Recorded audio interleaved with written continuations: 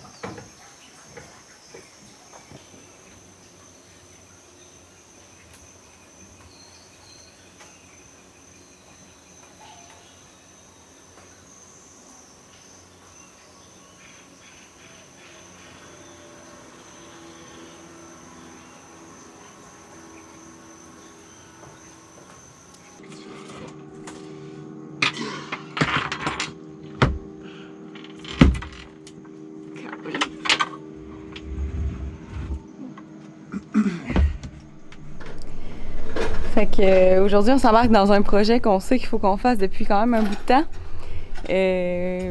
On vous a déjà parlé des projets structurels qu'on a à faire sur le bateau, mais en dehors de ça, on a aussi beaucoup de jobs d'étanchéité. Éloi, il pense qu'il y a une bonne partie de l'eau qui se ramassait dans notre cale était due au plancher de cockpit qui coulait, puis qui coulait à travers le bateau, puis qui se rendait dans notre cale. Fait que là, ce que je vais faire, c'est que je vais tout nettoyer. Je vais enlever ces espèces de pads-là insonorisants, puis je vais en mettre des nouveaux parce que ceux-là sont dégueulasses. Ils sont vraiment, là, ça s'effrite, là, je veux dire, c'est pas réutilisable, là. Fait que ce qui est cool, c'est qu'on a des genres de matelas de jeux pour enfants, comme ça. Puis ça, on va pouvoir les utiliser pour faire un isolant. Fait que, projet de la journée. Un projet parmi tant d'autres.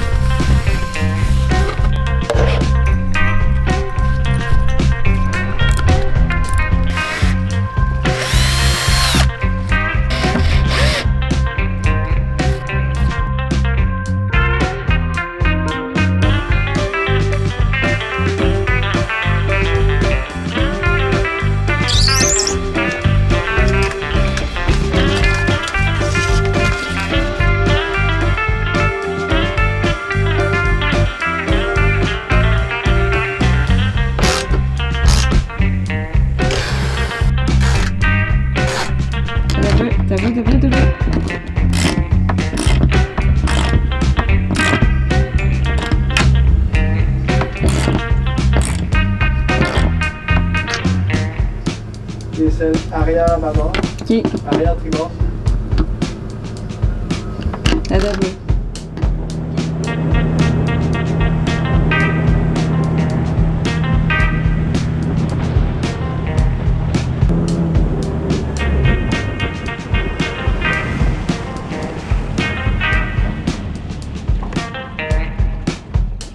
Shower time.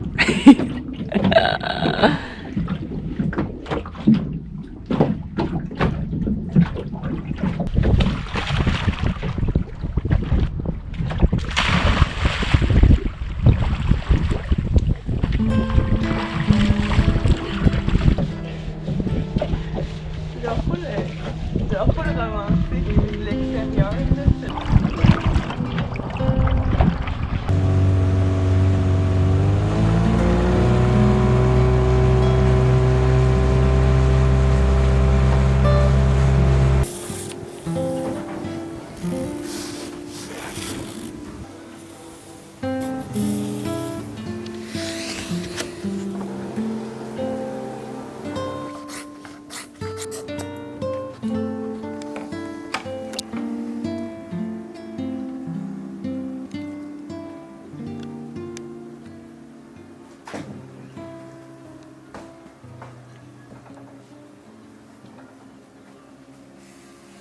Buongiorno!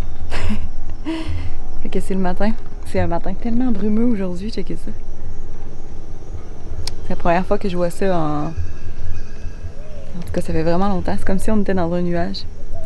Mais bon, on a fini par terminer la job du scellant du cockpit en arrière. Puis aujourd'hui, je vais m'attaquer avec Jeanne, la maman d'Éloi, sur l'étanchéité d'un de nos watches. Parce que, en fait, la plupart des cadres, en fait, de nos watches coulent. Éloi en avait déjà fait 3, puis là, il en reste 3 à faire. Fait que, ce qu'on fait, en fait, c'est tout un travail d'étanchéité du bateau aussi. Parce que Éloi, ce qu'il fait, lui, c'est qu'il va travailler dans la cale. Il va probablement faire de l'époxy. Puis il va avoir besoin d'une surface extrêmement sèche. Puis s'il y a juste un peu d'eau dans la cale, c'est pas bon. Fait que le plus d'étanchéité qu'on peut faire en ce moment, avant qu'il entame, mettons, les travaux sérieux dans la cale, ben le mieux c'est. Fait que là, on va s'attaquer là-dessus.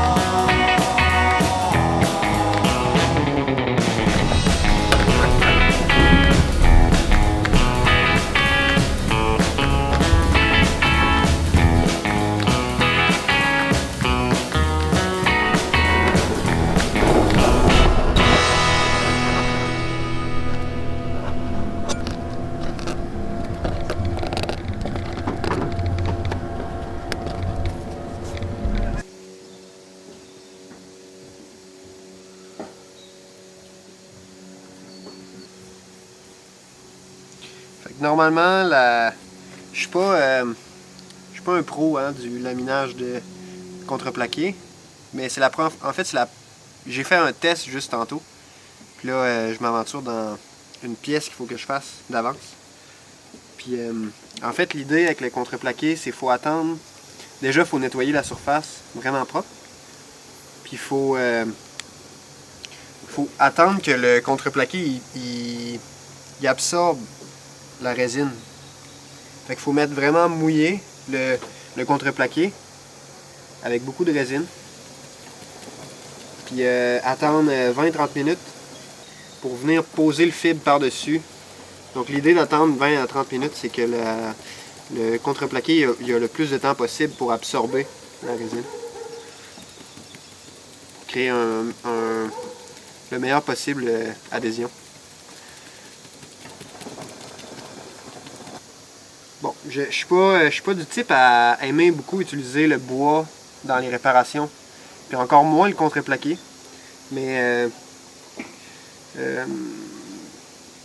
j'ai pas trop le choix, en tout cas. Pas trop le choix de faire un petit compromis avec cette réparation-là. Puis la cloison, dans le fond, était pourrie. C'est une cloison, c'était un contreplaqué de 3/4 de pouce avec une couche de fibre très fine de chaque côté.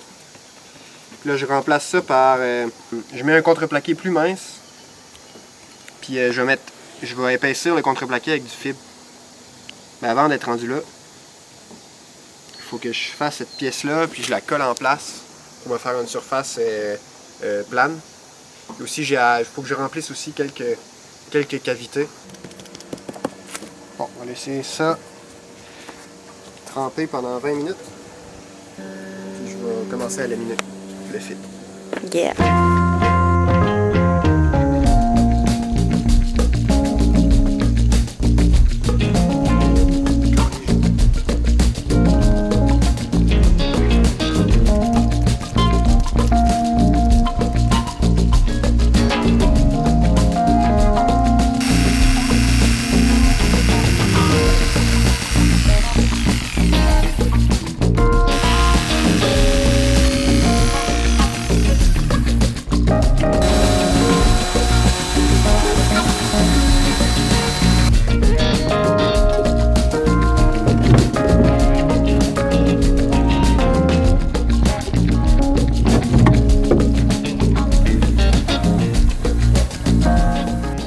Ça.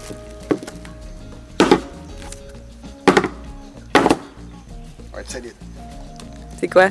C'est notre nouveau renfort de cadène qui va se joindre avec la cloison. C'est un beau petit morceau. Mais ça?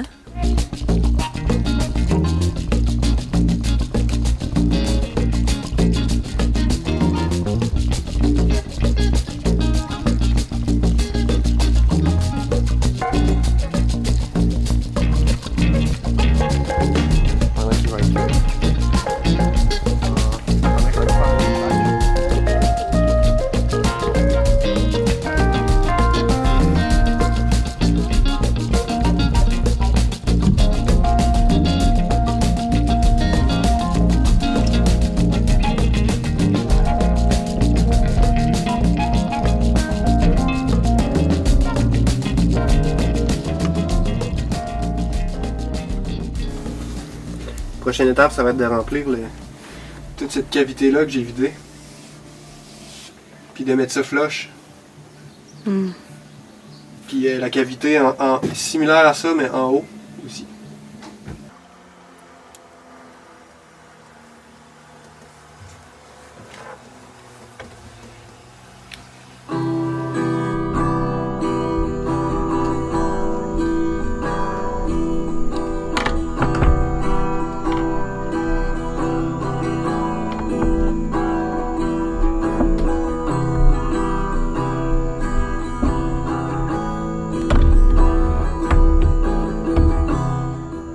On est officiellement rendu au dernier hatch de tout le bateau complet.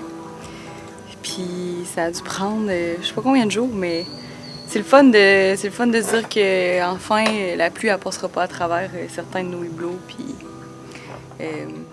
ça a quand même été un processus intéressant parce que Ce qui arrive, c'est que quand on regarde nos hatches de l'extérieur, on s'aperçoit que y a vraiment une espèce de remblai qui a été fait dans le design de base du bateau pour recevoir des hatches d'une certaine grosseur. Mais probablement que le premier propriétaire de ce bateau-là, il avait décidé de mettre des hatches plus grands en fait que les bases qui étaient déjà présentes sur le voilier. Puis pour installer ces hatches-là, il a mis des bouts de bois en arrière pour agrandir la surface de contact avec le pont, puis pour pouvoir asseoir des hatches un peu plus grands sur le pont. Mais ça, ce que ça fait, c'est qu'avec le temps, ça a fini que l'eau passait en dessous de ces bases de bois-là, puis il était un peu dégueu. Fait que ça a été plus de travail qu'on pensait parce qu'on a vraiment décidé de faire le travail le mieux qu'on pouvait, enlever les morceaux de bois, tous les ressabler au complet. Éloi, il a fait de l'époxy pour les rendre one piece avec le pont le mieux qu'il pouvait. Après ça, il fallait tout ressabler pour ensuite finalement mettre le butyl, mettre les hatches. Fait que ça rajoutait quand même une bonne demi-journée de travail pour chaque hatch, juste à cause qu'il faut attendre aussi que ça catalyse. Fait que juste pour ça, ben déjà, tu te rajoutes une demi-journée pour être sûr que tu te ramasses, pour être sûr de ne pas faire d'erreur. Je veux dire, on le laisse tout le temps un peu plus longtemps qu'on peut. Puis c'est cool, en fait, on a eu de l'aide avec nous. Il y a Jeanne qui nous a beaucoup aidés. Il y a Imad qui est un voyageur backpacker qui est ici à Caillou-Quémado, qui passe souvent du temps avec nous, puis qui est vraiment heureux d'apprendre à faire des travaux sur un bateau puis d'aider. Fait que lui, il s'est occupé de la majorité des cadres en bois. Il a fait un beau sablage, collage, tout ça. Puis c'est ça. C'est le fun de se dire que ce travail-là, il va être derrière nous après, puis qu'on va pouvoir passer à autre chose. C'est loin d'être la fin, là, mais c'est déjà extrêmement bon.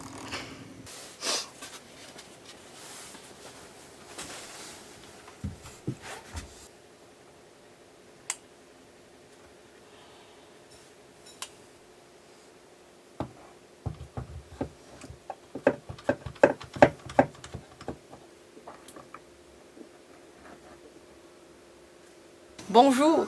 Fait que aujourd'hui, c'est mon anniversaire. Puis je me suis fait lever à 5 h le matin par la famille à Sonia, puis les parents à Éloi, puis Éloi, avec des pétards, de la musique. Je me suis fait pitcher à l'eau.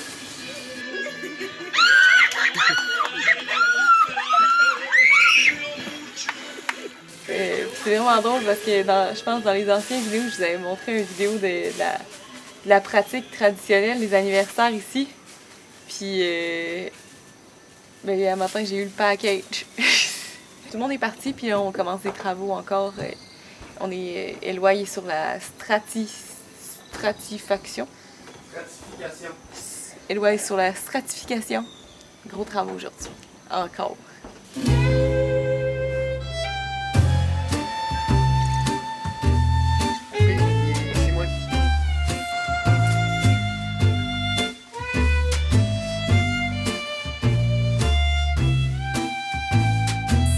Ce jour-là, je me suis fait surprendre par une fête d'anniversaire remplie d'amour.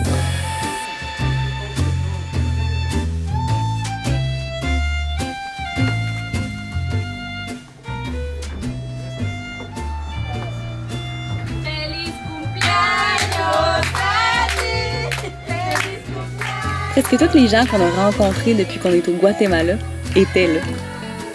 Puis même si les traditions guatémaltèques font un peu peur, surtout avec le réveil brutal de se faire lancer à l'eau, puis l'inévitable effoirage de face dans le gâteau, on comprend rapidement que toutes ces vilaines attentions sont remplies de chaleur, puis d'amour, puis de rire, puis de taquinage.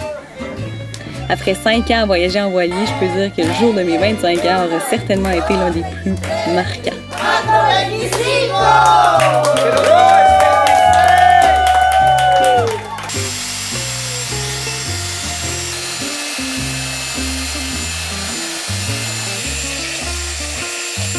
Après, la cloison pourrite a enfin été remplacée.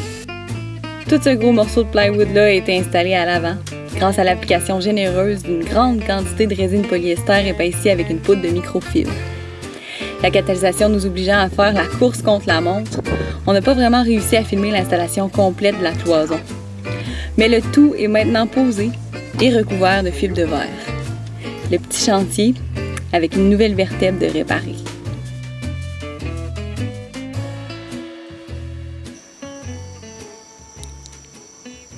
Drôlement, il n'y avait pas juste moi à fêter son anniversaire ce mois-ci.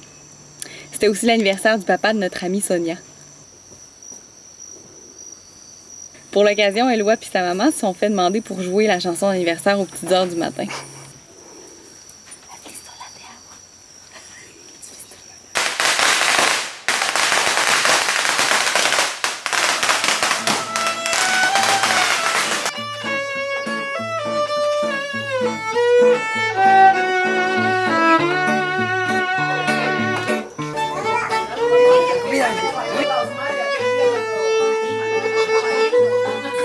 Encore une fois, à travers tous les mauvais sorts des anniversaires guatémaltèques, on a eu droit à une journée remplie d'amour, accompagnée des chants glorieux du père d'Éloi.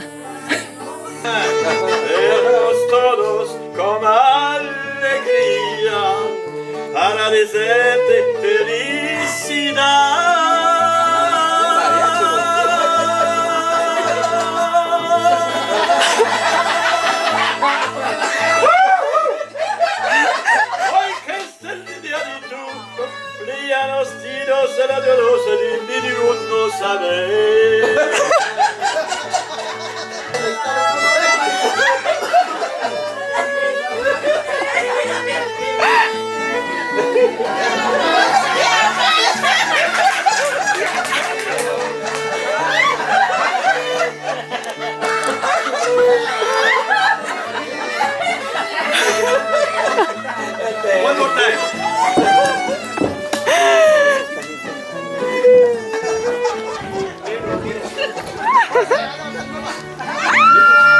Plus tard fut aussi l'anniversaire d'Éloi, qui a eu exactement droit au même traitement.